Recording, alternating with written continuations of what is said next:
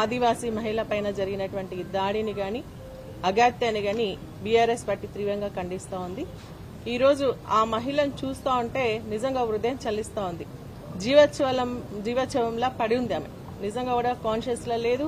మరి ముఖం అంతా గాయాలతో, బాడీ అంతా కూడా గాయాలతో, మరి పరిస్థితి చాలా దయనీయంగా ఉంది.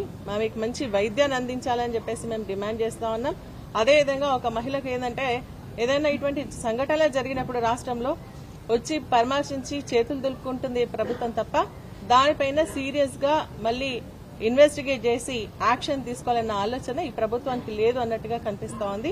ఎందుకంటే ఇప్పుడు మన సవిత గారు చెప్పినట్టుగా చాలా ఇన్సిడెంట్స్, దాదాపు 2000 ఇన్సిడెంట్స్ ఈ 9 నెలల్లో మహిళల పైన అనేక దాడులు, అత్యాచారాలు, అగాత్యాలు జరిగినా కూడా ఉట్టిగా స్పందించి వదిలేస్తా ఉన్నారు. అంటే అది కూడా బీఆర్ఎస్ పార్టీ వెళ్లిన తర్వాత, వేరే వాళ్ళు వెళ్లిన తర్వాత తప్పదన్నట్టుగా వెళ్లి ఏదో పరామర్శించి వదిలేస్తా ఉన్నారే తప్ప మరి ఈ సంఘటన ఎందుకు జరిగింది అని స్పెషల్ గా ఇన్వెస్టిగేట్ చేసి మరి బాధితులకు రక్షణగా ఉండి మరి ఎవరైతే ఇటువంటి అత్యాచారాలు జరుగుతా ఉన్నాయో, దాడులు జరుగుతా ఉన్న వాళ్ళపైన సీరియస్ యాక్షన్ అనేది మరి ప్రభుత్వం ఎంతవరకు ఒక్కటి కూడా చేసినటువంటి సంఘటనలు కనిపిస్తలే. ఇప్పుడు కూడా మేము డిమాండ్ చేస్తా ఉన్నాం.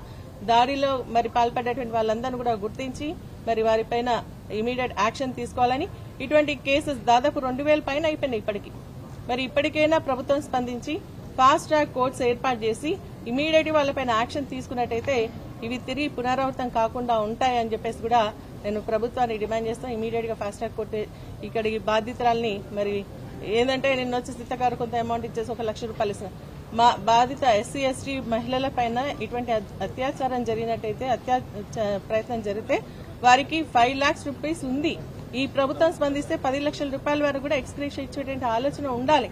కానీ అది ప్రభుత్వం అటువంటి చిత్తశుద్దితో ఉన్నట్టు కనిపిస్తలేదు. మేము డిమాండ్ చేస్తాను, వారికి మంచి వైద్యాన్ని అందించాలా, బాధితుని వాళ్ళని రక్షించాలా, అదేవిధంగా అత్యాచారానికి పాల్పడినటువంటి వారి పైన ఇమీడియట్ గా యాక్షన్ తీసుకుని ఫాస్ట్ ట్రాక్ కోర్టు వేసి ఈ కేసును ఇన్వెస్ట్ చేయాల్సిందిగా మేము డిమాండ్ చేస్తా ఉన్నాం.